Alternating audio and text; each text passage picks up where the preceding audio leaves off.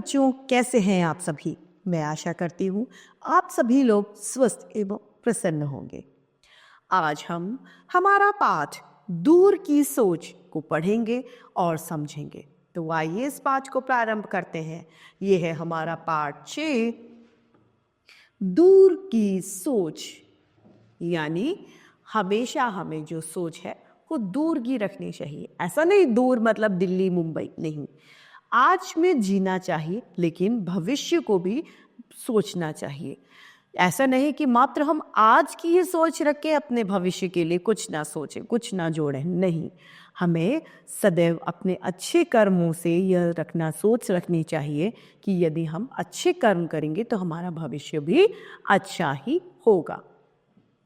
आइए इस पाठ को शुरू करते हैं। एक बार नानक देव अपने शिष्यों के साथ यात्रा पर निकले। जंगल शहर पार करते करते वे एक गांव में आ जाते हैं जहां के लोग बहुत ही ज्यादा दुष्ट यानी खराब होते हैं। वे किसी का आदर सत्कार नहीं करते यानी आव भगत नहीं करते किसी की भी।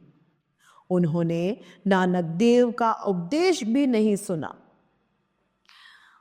इस गांव में न तो उन्हें आश्रय मिला और न ही भोजन पानी, कुछ भी नहीं मिला। न तो रुकने की जगह मिली और न ही खाना पीना। गांव छोड़ते समय गुरु नानक जी ने कहा, हे भगवान, यह गांव इसी तरह आबाद रहे। मर्दाना गुरु नानक जी का मुख्य शिष्य था। उसे यह सुनकर बहुत ही आश्चर्य हुआ, परंतु वह कुछ भी नहीं बोला। अब उस शिष्य ने सोचा कि हम इस गांव में आए और हमें न तो खाने के लिए दिया, न पानी पीने के लिए दिया, न ही हमें रहने के लिए कोई व्यवस्था करी। उसके बावजूद भी गुरुजी यह कह रहे हैं कि यह गांव आबाद रहे। ऐसा क्यों कह रहे हैं? आगे चलते चलते वे दूसरे गांव में आ गए। उस गांव के लोग बहुत ही विनम्र थे यानी बहुत ही सज्जन थे। वहाँ घर घर भजन कीर्तन हुआ करता था। वहाँ के लोग अतिथियों को देवता यानी अतिथि को भगवान मानते थे। वहाँ नानक देव जी का और उनके शिष्यों का बहुत स्वागत हुआ। भोजन विश्राम के बाद सभी ने नानक जी के उपदेश भी सुने। उन्होंने संकल्प किया कि वे इन उपदेशों पर आचरण करेंगे। उन्होंने क्या संकल्प किया? यह उन्होंने प्रण किया कि जो उन्होंने उपदेश दिए हैं वह उन्हें आचरण में लाएंगे।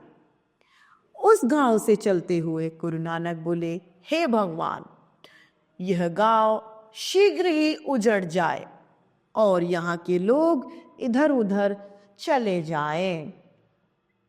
मर्दाना यह सुनकर हैरान रह गया। वो परेशान हुआ कि इतने अच्छे गांव को भी गुरुजी ने ऐसा आशीर्वाद दिया। अब वह अपनी जिज्ञासा को रोक नहीं पाया। वो जानना चाहता था कि गुरुजी आपने ऐसा क्यों कहा।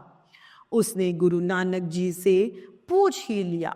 वह बोला, गुरुदेव, आपने इस गांव के लोगों को यह शाप क्यों दिया?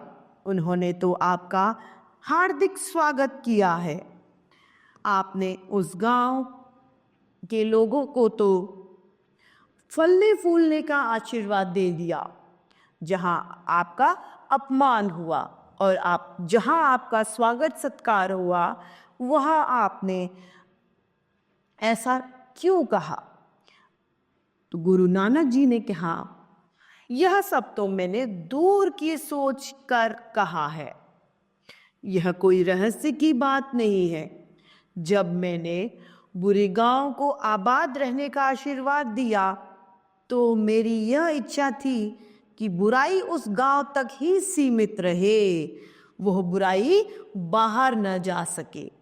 उस गांव के लोग ही बुरे बने रहे, बाहर के लोग बुरे न बने, किसी और जगह न फैले। दूसरे गांव को उजड़ जाने का शाप इसलिए दिया ताकि लोग अपने गांव से दूसरे गांव जाएं और वहां भी अच्छाई को बढ़ाएं, सुख शांति को फैलाएं।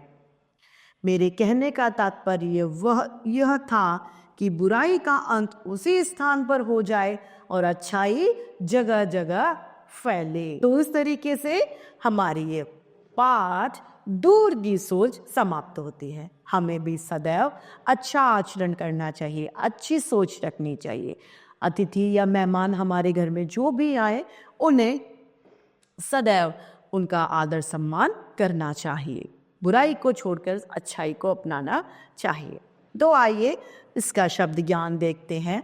आश्रय यानी रहने का स्थान, शाह यानी बद्दुआ अपमान अर्थात बेइज्जती, सत्कार यानी स्वागत, आश्चर्य अर्थात हैरानी, विनम्र यानी कोमल, भव्य अर्थात सुंदर, संकल्प यानी दृढ़ निश्चय, जिज्ञासा यानी जानने की इच्छा, रहस्य अर्थात भेद, उजड़ जाना अर्थात नष्ट होना, तात्पर्य अर्थात मतलब।